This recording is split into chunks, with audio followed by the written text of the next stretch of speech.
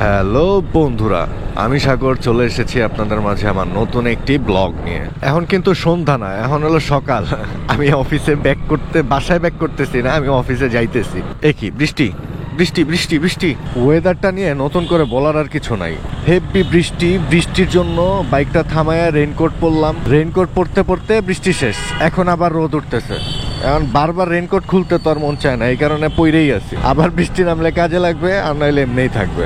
এই প্রচুর পরিমাণ বৃষ্টি হয়ে এই গাছগুলোর জন্য খুব উপকার হয়ে গেছে। মনে হইতেছে ওরা একটা জীবন পাইছে, নতুন জীবন, একদম ফুইটা উঠছে। আজকে বাইক চালায় খুব ভালো লাগতেছে। রাস্তা ওই দুপুরে দূরে ফ্লাইওভারে দেখা যেতেছে একটু জ্যাম, কিন্তু একদম ফ্রি রাস্তা।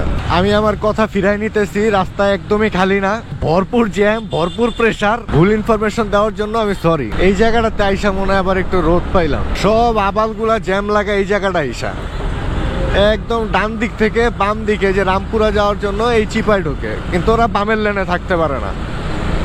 আবাল জানে কোন জায়গা। মাত্র দেখলাম রোদ, বললাম যে এই যে রোদ উঠে গেছে, এখন আবার বৃষ্টি হইতেছে।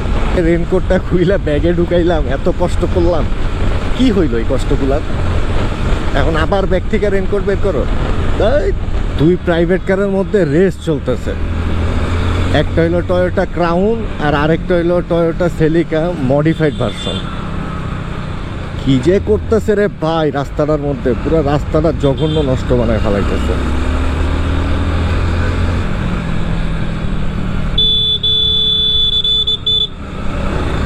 ওই যে যাইতেছে, ওই যে পাগল। আমি মনে হয় মাত্র বৃষ্টির কথা বলছি যে আমার রেইনকোট পরতে হবে। এই যে বৃষ্টি, এটা হলো বৃষ্টি পড়তেছে, বুঝছেন? কি বৃষ্টি? রোদের বৃষ্টি। প্রায় 8 থেকে 9 দিনের মতো ঈদের যে ছুটিটা ছিল, সেই ছুটিতে বাইকটা গ্যারেজেই পড়েছিল।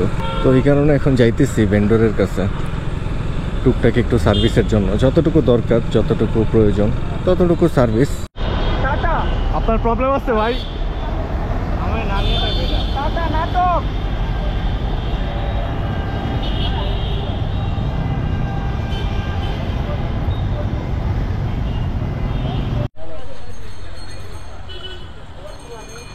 এই রেগুলার কাজ আর কি, যা হয় করলাম।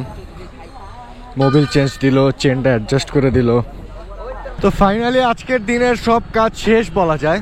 সময় হয়ে গেছে অফিস শেষ হওয়ার। 6টা বাজতে আর মাত্র 5 মিনিট বাকি আছে। অফিস থেকে বের হইলাম। আজকের অফিসের রুটিন এই পর্যন্তই ছিল। এখন বাসা বাড়ি চিনতে হবে। আজকের ভিডিও আর বেশি কন্টিনিউ করব না, কারণ আমি বাসায় চলে যাব। অনেক হয়েছে, আজকের দিন শেয়ার করলাম আপনাদের সাথে। এটা হয়তো আগামীকালকে বা পরশু দেখতে পারবেন এডিট করা হইলে। তো বন্ধুরা, আজকের মতো এই পর্যন্তই। সবাই ভালো থাকবেন, সুস্থ থাকবেন। আমার ভিডিওগুলো দেখবেন, আপনাদের মতামত আমাকে কমেন্টের মাধ্যমে জানাবেন। দেখা হবে পরবর্তী ভিডিওতে আবার। ততক্ষণ পর্যন্ত আল্লাহ হাফেজ।